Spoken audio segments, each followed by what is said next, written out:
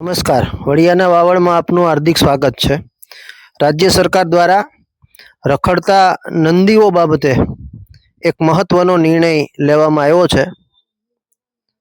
રાજ્યના મંત્રી કૌશિક વેકરિયાએ એક જાહેર કાર્યક્રમની અંદર પોતાના પ્રવચનમાં આ નિર્ણય વિશે જાણકારી આપતા જણાવ્યું હતું કે રાજ્ય સરકાર દ્વારા રાજકોટ, ભાવનગર અને અમરેલી આ 3 જિલ્લાઓમાં 100 કરોડના ખર્ચે નંદીઓ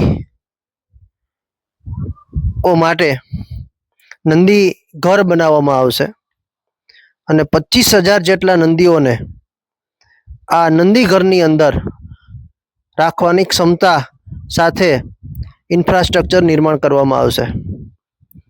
તો આવનાર સમયની અંદર રસ્તાઓ ઉપર જે નંદીઓનો જમાવડો જોવા મળે છે, સોસાયટીઓમાં,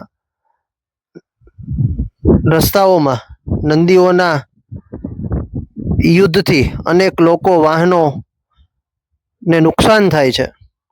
ખેડૂતોના ખેતરોની અંદર રખડતા નંદીઓનો ત્રાસ, આવી અનેક બાબતોથી આવનારા સમયની અંદર છુટકારો મળી શકે.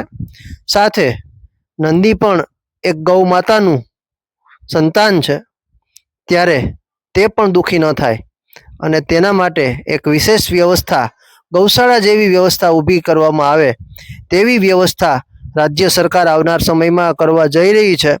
ત્યારે આવનાર સમયની અંદર 100 કરોડના ખર્ચે અમરેલી, રાજકોટ અને ભાવનગરમાં નંદી ઘર નિર્માણ પામનાર છે અને 25,000 જેટલા નંદીઓ તેની અંદર રહી શકે તેવું ઇન્ફ્રાસ્ટ્રક્ચર, સુવિધા સંપન્ન ઇન્ફ્રાસ્ટ્રક્ચર બનવાનું છે. ત્યારે પાયલોટ પ્રોજેક્ટ તરીકે રાજકોટ ને ભાવનગર 2 નક્કી થયા હતા. તો મા મોહન ને પીરણ હોય તો થોડું બાકી રાખવાનું હોય. હું ત્યાંનો પ્રભારી, અહીંના પ્રભારી, એટલે મેં કીધું અમરેલી તમારે આપવું પડે.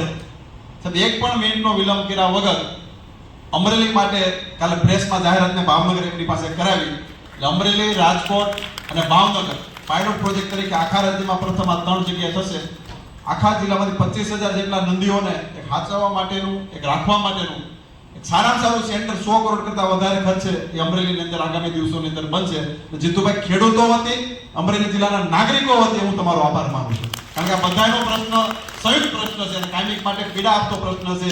એટલે નંદીનું પણ ભલું થશે અને જિલ્લાના ખેડૂતનું પણ ભલું થશે. એટલે આપના વતી, જિલ્લા વતી તમારો હૃદયથી આભાર માનું છું.